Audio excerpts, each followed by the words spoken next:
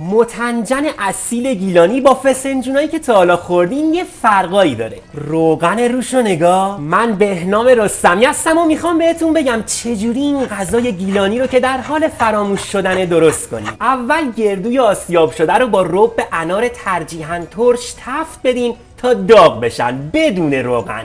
با روشی که بهتون میگم گردو خودش یه وجب روغن میندازه، پس اصلا نیازی به روغن نداریم. دوستان عزیزم، خوشحال میشم برای دیدن آموزش‌های بیشتر صفحه‌ام رو دنبال کنین و با لایک و نظرات ارزشمندتون ازم حمایت کنین. وقتی مواد داغ شدن یه لیوان آب یخ اضافه کنین و همشون بزنین تا دوباره داغ بشن. بعد لیوان بعدی رو به همین ترتیب که 3 لیوان آب یخ ریختین بذارین نیم ساعت غل بخورن.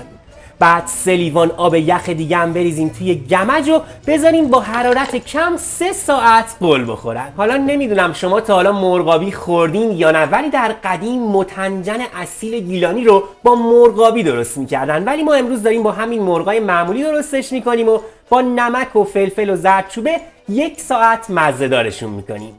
بعد دو طرفشون رو توی روغن سرخ میکنیم تا هم خوشمزه تر بشن و هم شکلشون رو توی خورشت بهتر حفظ کنن. دوستان یوتیوب به تازگی گزینه اضافه کرده به اسم سوپر تانکس که اگه دوست داشته باشین برای تولید محتوای بهتر بیشتر از من حمایت کنین میتونین از اون طریق دونیت انجام بدین.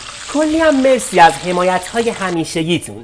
مرغ‌ها که سرخ شدن 1 ساعت آخر پخت متنجن که خورشت اینجوری روغن انداخته به غذا اضافه شون میکنیم. به به به، کشمش پلویی و قیسی رو هم یک کوچولو تفت بدین و نیم ساعت آخر پخت خورشت بهش نمک، فلفل سیاه و گلپر که مکمل فوق‌العاده‌ای برای این غذاست رو اضافه کنین و کشمش و قیسی رو هم بریزین توش و نیم ساعت دیگه این خورشت مخصوص مجالس و مهمونی های گیلانی ها آماده خوردن. لذتش رو ببرین و بهشت زیر دست آشپز هاست و بس نوش جانتون.